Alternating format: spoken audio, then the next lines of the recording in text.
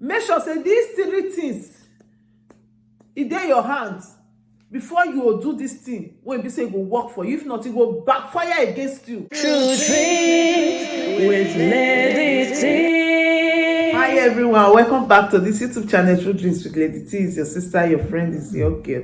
If this is your first time joining the post for YouTube, but you dey watch, you never subscribe, please consider to hit the subscribe button, click on the notification bell so you go know anytime we put video for here. Thank you so much for coming around again, and God bless you. So my people, today matter na from Sierra Leone. Our sister from Sierra Leone, I bring this matter come for us. I want to apologize to some people who don't understand me.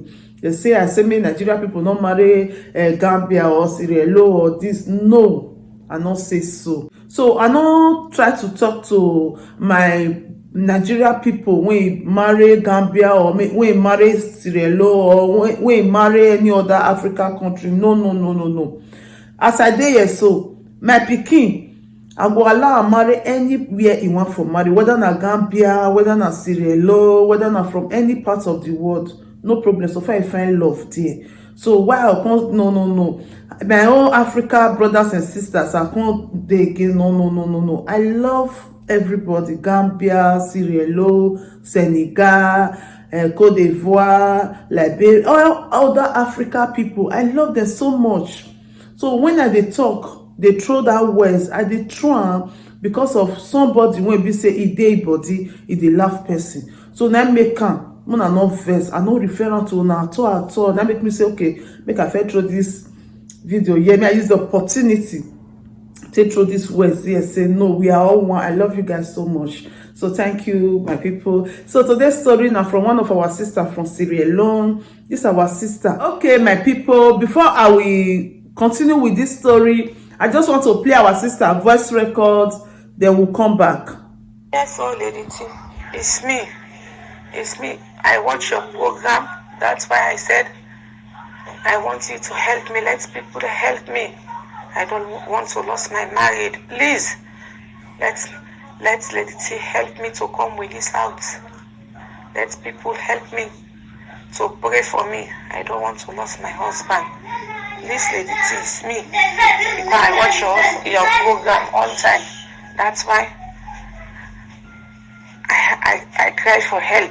Let people choke matter in this my problem, please. Okay, now hear this our sister matter now. He say abeg mona pray for our marriage. Please, you wey dey watch me here, use your church mind take pray for this our sister marriage, because she don't want her marriage to break. She love her husband so much. So my people, you see this Okoro put us for inside house, or Okoro drive us enter house. He really arranged many marriages, but it can't be say some he not arrange, but the ones we arrange, there are many parts too. For instance, like this our sister from Sierra Leone, so he can't get a CB, and she call. Now we say most shook our mouth put. And according to this our sister, now pikin wey be say he suffer from house come. And now the only man wey be say he know. He friend come Colombian for his hands. Because he say one word when this woman use, when be say the thing touch me. He say she love her husband so much. And she's not ready to lose her husband for anybody. She loves you so much. And she's not even ready to be with another person. If not, she for doesn't make she work her home. He says, so he wants her husband back. You will go watch this video. Please, shook your mouth for this matter. Give our sister words of encouragement. And meanwhile, I will review these secrets come out. For people when go dey the same shoe with this our Sierra Leone sister. So that they will know how you take fight for yourself. You will know how you take fight for your husband. Many people they talk say, some people they talk say, no fight for your husband though. They fight for man. When I mean fighting, not mean physical fighting. Because if you marry man and you know say this man, not be chronic womanizer. Not be that one will be say if you see woman, you just see skirts. If you not go there, if you know say not be that kind of man you get. And you know say maybe this kind of man na in weak moments. oyibo dey call am weak moment. Maybe at that weak moment e come go jam desperado, you go drag your husband, because anything wey make you lose this man, you don turn to another thing. Na another man you dey find dey go. Where you dey go, you know as that one come be. You come be like from fry pan to fire. But if na chronic one, just let am go, because make e not come meet you. Make e not carry problem come meet you. But if not be chronic one, say maybe na a weak moment. I dey always dey talk am. Many people, many women, many great women, they fight for their husbands. I go mention some names. Beyonce, he fight for her husband. When she hear say her husband dey waka kpurukere, he drag her husband enter house because her husband not be chronic womanizer. Beckham, his wife, he drag her enter house when he see hear say woman dey make kpurukere, the husband dey waka kpurukere because Beckham not be chronic womanizer. His wife drag her enter house. That one when he died that day, what they call her, Bryant. The same thing when I listen to their story. Now there I see say one small girl come out. His wife, he not leave his husband. He drag her enter house. He follow his husband go court. He drag his husband enter house. Now so that they fight for man when you know your man is not a chronic womanizer. Now man when be say na a weak moment. 90% of men they get weak moments. Now only 1 or 2 I know they get that weak moment. So when your man, your husband, I not give me a license to go dey do say na their weak moment too, but na the topic, so I go talk am. When your man get a weak moment and he can't be say he can't go jam desperado, you go drag your man. You go drag him. I know this secret on how to drag your man. I don't want to bring am come out, but I just say, but when I see say it not too much, the cost just too much, especially this Okoro drivers enter house.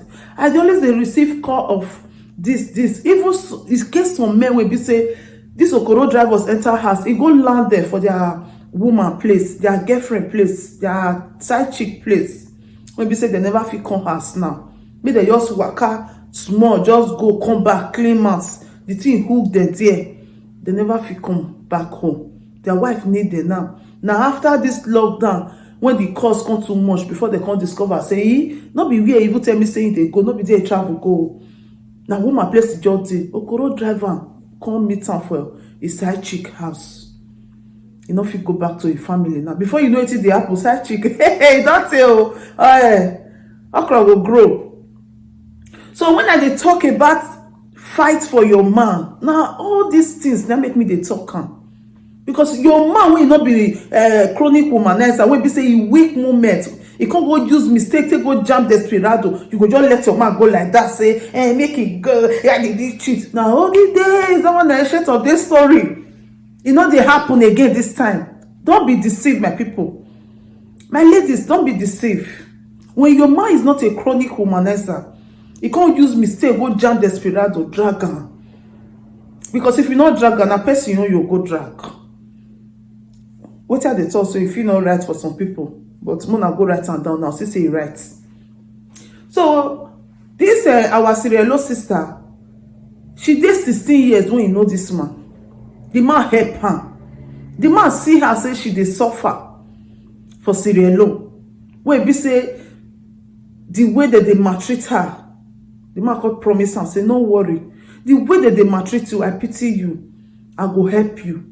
I will try my best. And the man can't get opportunity, can't take on Europe.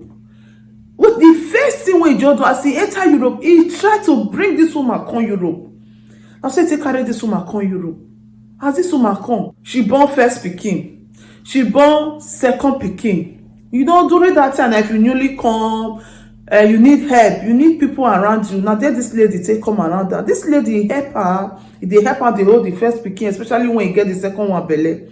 He help her, they hold the first time, you go antenatal, you go here, you go there, they can't be friends like that.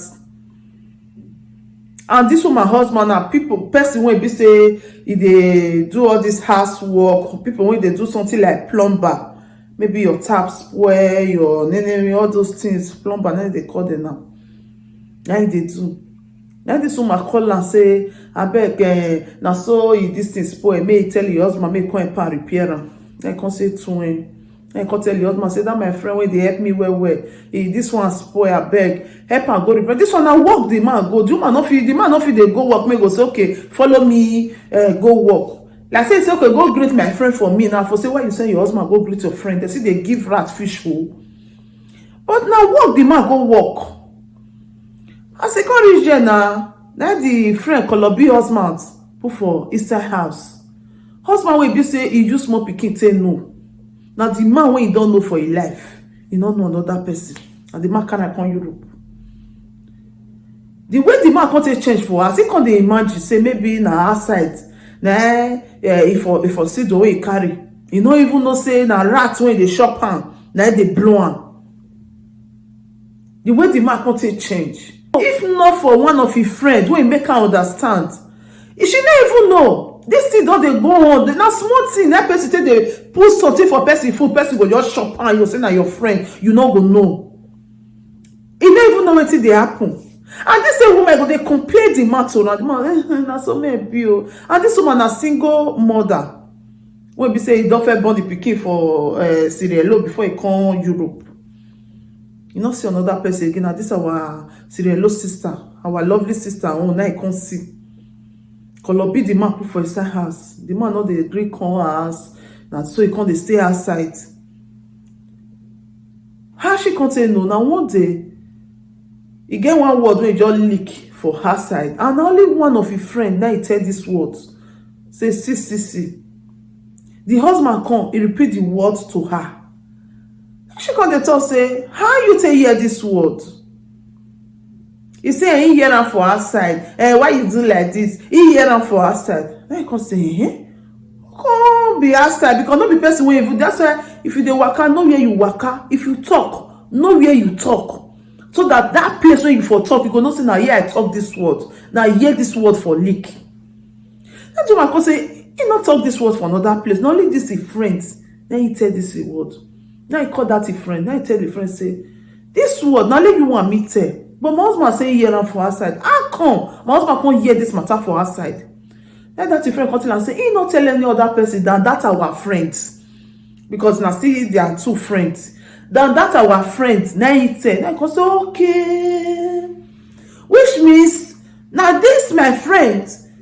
Then they call be my husband. Now he say no. Now he come put wife for grant. He come to say, now she. Now they call be the husband. Now the woman say, Lele no go let the man go. He no go let the man go. He hold the man. This woman say he love. Only one word when she use. Now that word that touch me. He say, I love my husband so much. I don't want to lose him. That word touch me. Now I say I go do this video. And I'll still put some words inside this video.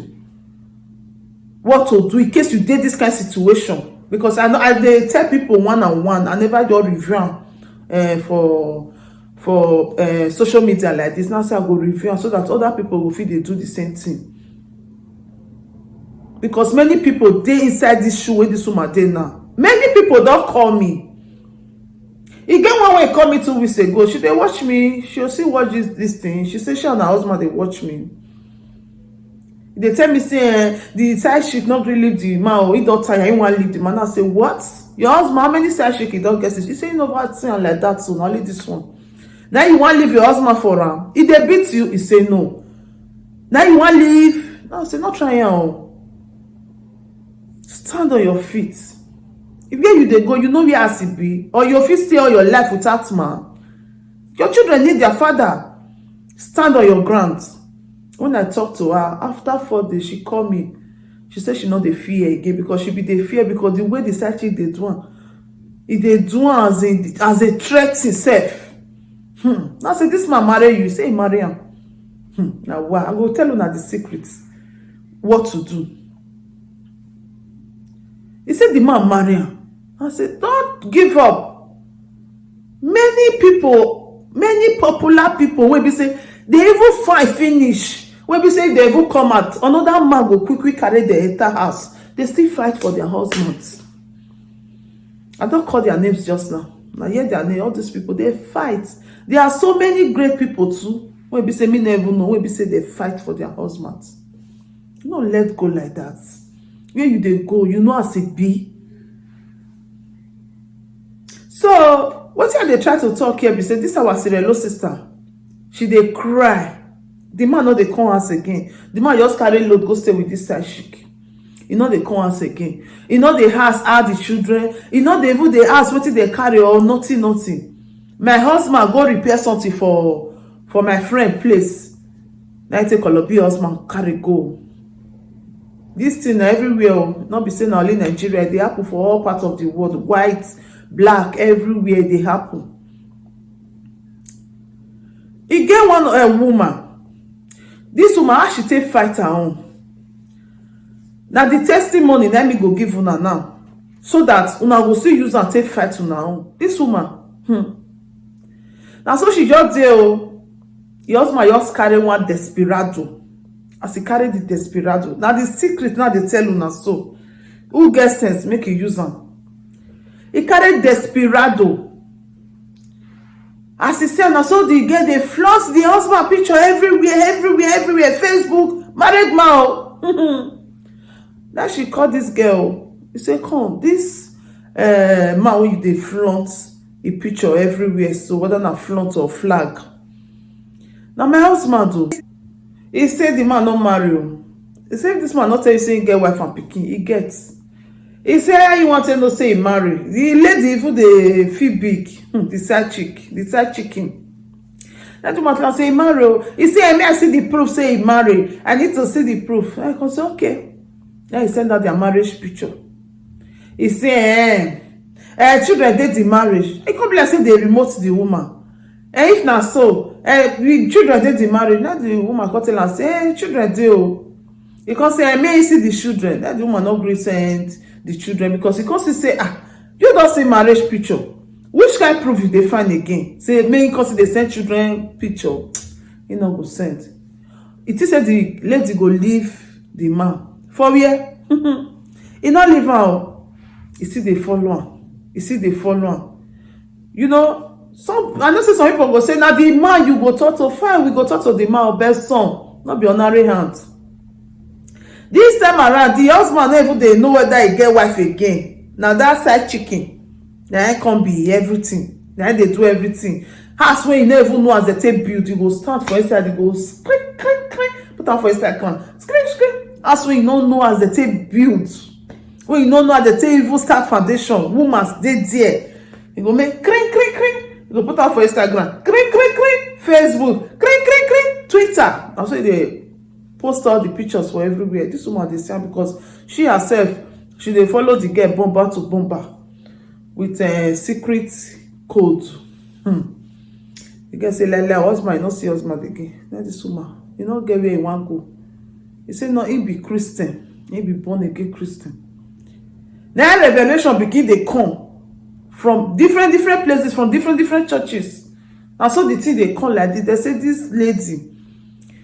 Now you go carry plates. Wait till they cook for this man. They say the kind plates wait till they serve this man food. Now there now the cocoa day. They say until that plate destroy. If the plate not destroy, no way. And the plate is there this girl house. This woman not fit go this girl house go destroy plate too. How you go take destroy this plate? They say if you fit destroy that plate, that now breaking plate, if you fit destroy that plate, everything go finish. And the only way when she fit destroy that plate now prayers, because you know if you go the girl house say you want to go destroy plate now prayers. This woman start to dey pray.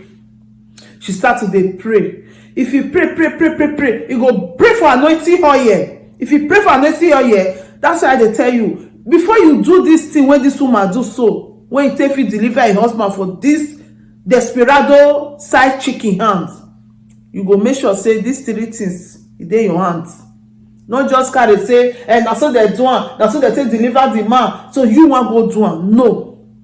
Make sure say these three things in your hands before you will do this thing. When you say it will work for you, if not, it will backfire against you. Number one. Make sure say your hand clean. Make sure say your hand clean. Number two, make sure say the man marry you. make sure say the man marry you. Then number 3, make sure say you love your husband. You understand me? These 3 things go dey your hands before you do this thing. If not, it go backfire. Because some women they not love their man. They do their man pano for house. They know they follow their man, they plan life. They do the man anyhow for house. Here the man don't go outside, don't go find peace. You consider they'll come. They'll come say, he leave me. He do the way you know they give the man peace for house. The man go here for they get peace. You know they give him problem. When be say if you come house, you know they do water keep cup. Then wait for go find peace. You can say why you go find peace. In marriage, you know me say you know go get peace for us. So in marriage, you know me say you know go get happiness. So I know they talk about the children they bring go between una two. Or I know they talk about other make sure I know they talk about other family. And they talk about between you and the man. You they give this man peace. Say you love your husband. You know they give him problem. Then 2, make sure say the man marry you. Not be say not marry you. You can't they go they fight. No, if maybe you be baby mama, you still get another baby mama. So not be that kind one. Oh. Then number 3, that one where be say your hand clean. If this thing complete for your hand, then do this thing and see whether God not go arrest that side chicken. Carry olive oil bottle. You pray put for olive oil bottle. If you don't pray put. Go junction, go knock am for grant. Say that girl not go get peace. Make you leave your husband because you love her, your hand clean, you dey give her joy. Person wan come call be husband for your hand, and the girl use something till they cook for her. Do this prayer, do midnight prayer, and carry this olive oil, go throw where for junction, knock am for there, and wait whether God not go fight for you. And the wait till you go do be that. If you want clean, go and do this thing and see how God not go fight for you. Now so this woman take fight her battle. The man just dey house one day with the side chicken. Now all the plates, not be only that plate come break all the plates wey dey this side chicken house. Now so all of them take harakwa, everything break. The man even surprised. He can't even they follow the woman, they pick her before your eye come open. Cause say, what say they do for here? Now you wrong. Go meet your wife. He don't even know what happen. If they try to explain to your wife, say that's side chicken. He don't know what just happen. Then your day says one day, everything you make just harakwa, everything just break to pieces, breaking plates. Everything break to pieces. They get the shouts. That one are the handwork of God. When your hand clean, when you not plan bad for your husband, they give your husband peace. Now he be that one now to deliver your husband from that side chicken hand. If you do this thing, you go see and say everything will be okay. So this our series. Hello sister, I hope you go see this video and do what I tell you so, and pray well.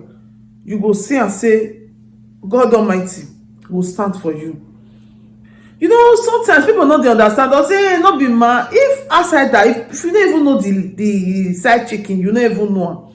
If from somewhere come, you know they pay than betrayer, than your friend. Your friend when you call your friend, he do you this kind of thing. Now pay pass. Many people not go understand. They'll say, hey, not be mad. This even though say na boyfriend. Your best friend take your boyfriend. If they pay, how much more husband? That person will know na too say una be husband and wife, una get children. You want remove sugar, come out for your mouth. You want pour sansa for your garri. You will stand for your grants and fight for your husband. You understand? And I pray that God will surely give you victory over your enemies in the mighty name of Jesus. Because I will call it enemy. Anybody who don't do this kind of thing is no longer your friends. I will call her enemy. So and I know God will surely give you victory. Now the matter will bring come today. If you dey in this position, because especially this okoro driver center house wey be say everybody supposed to don't know where e belong. Most family don't join together, don't know their mistake and all that. Now this okoro drivers enter house, na person go see the kolobi person husband. No. Anyway, I'll stop this video for here. I just beg you to leave your comment down there. What do you think about this video? If you say wetin I talk, e dey right or e dey wrong, but you are entitled to your own opinion. So just drop your opinion down there for the comment section. I go dey see all of them. And thank you so much for coming around again. If I use any word wey invest anybody for here, please throw away the word take me enter house. That's why I'm your sister, I'm your friend, I'm your pikin. True Drinks with Lady T. Please, as you watch this video, give this video a thumbs up. That figure when you say give a thumbs up ever for you, backward never for you. And again, I beg you to share this video. As you are sharing this video, you are supporting us, and Almighty God will send someone that will support you in anything that you are doing. And I beg you to please use this opportunity again to hit that red button so you will know anytime we post video for here. We are not here to say a story. We are just here to say a story that will change life, that will touch life. So sharing this video, you are touching a soul. You are saving a soul. Thank you so much. God bless you. See you on our next video. Ciao. If there is anything that is bothering you, my friend, please say it so others will learn. Bring it to True Dreams with Lady T, and God will be your strength. Bring it to True Dreams with Lady T, and God will see you through.